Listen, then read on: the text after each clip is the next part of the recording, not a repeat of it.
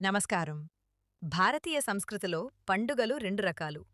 పగటిపూట జరుపుకునేవి సామాజిక ఉల్లాసానికి ప్రతీకలైతే, రాత్రిపూట జరుపుకునేవి అంతర్గత శుద్ధికి సంకేతాలు.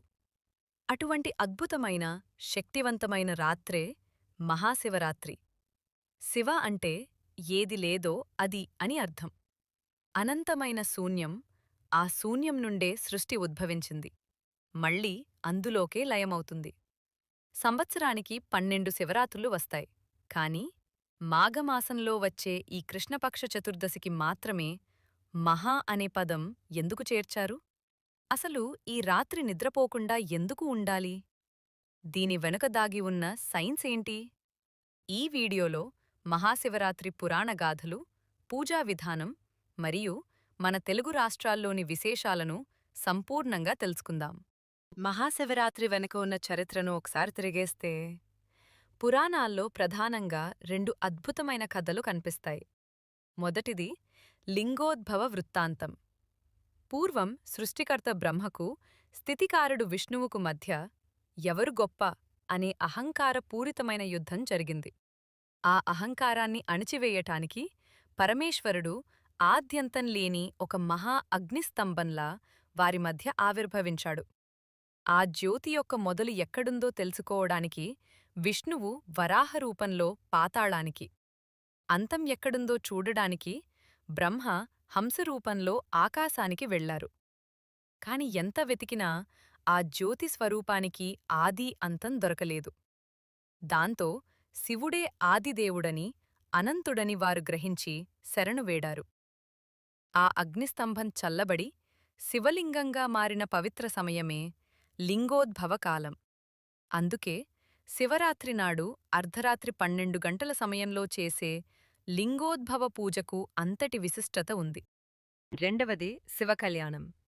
వైరాగ్యానికి ప్రతిరూపమైన శివయ్య, శక్తిస్వరూపిణి అయిన పార్వతీదేవిని పరిణయమాడిన రోజు ఇది. అంటే పురుషుడు మరియు ప్రకృతి ఏకమైన పవిత్ర సమయం.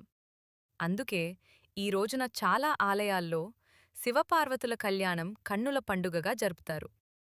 చాలామంది అనుకుంటారు, జాగరణ అనేది కేవలం దేవుడి కోసం చేసే త్యాగం అని. కాని దీని వెనుక ఒక గొప్ప సైన్స్ ఉంది. మహాశివరాత్రి రోజున భూమి యొక్క ఉత్తరార్ధగోళం ఒక ప్రత్యేకమైన స్థితిలో ఉంటుంది. దీనివల్ల ప్రకృతిలో శక్తి సహజంగానే కింద నుండి పైకి ఉప్పొంగుతుంది. దీన్నే అప్వర్డ్ సర్జ్ ఆఫ్ ఎనర్జీ అంటారు. సాధారణంగా మనం పడుకున్నప్పుడు శక్తి నిద్రాణ స్థితిలో ఉంటుంది. కాని ఈ రాత్రి వెన్నెముకను నిటారుగా ఉంచి మెలకువగా ఉండటం వల్ల ఆ శక్తి మన వెన్నెముక ద్వారా పైకి ప్రయాణించి మన మెదడును, సహస్రార చక్రాన్ని ఉత్తేజితం చేస్తుంది. యోగశాస్త్రం ప్రకారం ఆధ్యాత్మికంగా ఎదగాలనుకునే వారికి ఇంతకంటే గొప్ప సమయం మరొకటి లేదు. అందుకే ఈ రాత్రి నిటారుగా కూర్చోవడం చాలా ముఖ్యం. మరి ఈ శక్తిని పొందటానికి మనం ఏం చేయాలి? శివుణ్ణి ఎలా పూజించాలి? ప్రధానంగా 3 విషయాలు. ఉపవాసం. ఉపవాసం అంటే కేవలం ఆకలితో ఉండటం కాదు. మన శరీరాన్ని తేలికగా ఉంచి, మనసును దైవంపై లగ్నం చేయటం.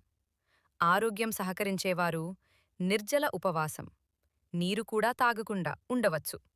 అది కష్టమనిపిస్తే పాలు, పండ్లు వంటి సాత్విక ఆహారం తీసుకుంటూ ఉపవాసం చేయవచ్చు. మారేడు దళం. శివుడికి అత్యంత ప్రీతిపాత్రమైనది మారేడు దళం. కోటి బంగారు పుష్పాలతో చేసే పూజ ఒక్క మారేడు దళంతో చేసే పూజతో సమానం అని శాస్త్రం చెబుతోంది. 3 ఆకులు కలిగిన ఈ దళం సత్వ, రజో, తమో గుణాలకు ప్రతీక.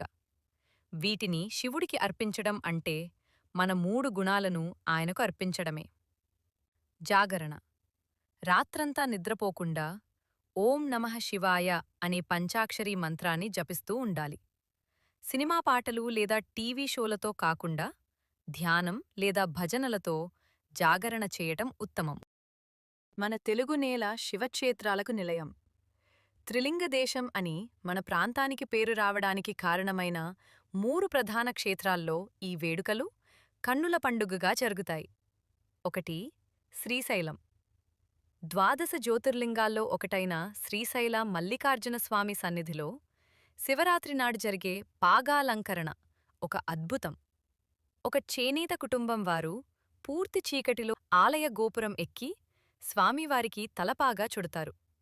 ఈ దృశ్యాన్ని చూడడానికి భక్తులు లక్షల సంఖ్యలో తరలివస్తారు. 2. వేములవాడ.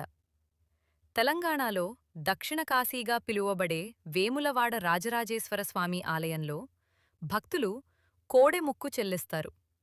తమ కోరికలు తీరాలని గుడిలో ఉన్న కోడెని ప్రదక్షిణ చేయించడం ఇక్కడి ప్రత్యేకత.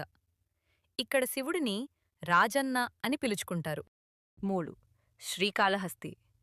పంచభూతలింగాల్లో వాయులింగంగా ప్రసిద్ధి చెందిన కాళహస్తిలో శివరాత్రి బ్రహ్మోత్సవాలు అత్యంత వైభవంగా జరుగుతాయి.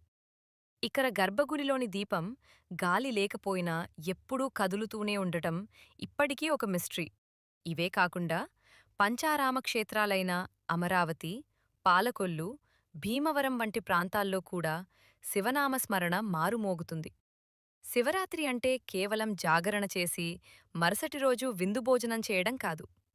మనలోని అజ్ఞానం అనే చీకటిని పారద్రోలి జ్ఞానం అనే వెలుగును నింపుకోవడమే నిజమైన శివరాత్రి. శివుడంటే ఎక్కడో కైలాసంలో ఉండేవాడు కాదు. శివోహం అంటే ఆ శివుడు నీలోనే ఉన్నాడని తెలుసుకోవడమే ఈ పండుగ అంతరార్థం. ఈ మహాశివరాత్రి మీ అందరి జీవితాల్లో ఆరోగ్యాన్ని, ఆనందాన్ని, ప్రశాంతతను నింపాలని మనస్ఫూర్తిగా కోరుకుంటూ ఓం నమఃశివాయ. మీకీ వీడియో నచ్చితే లైక్ చేయండి, మీ స్నేహితులకు షేర్ చేయండి. మరిన్ని ఆసక్తికరమైన ఆధ్యాత్మిక వీడియోల కోసం మా ఛానల్ని సబ్స్క్రైబ్ చేసుకోండి.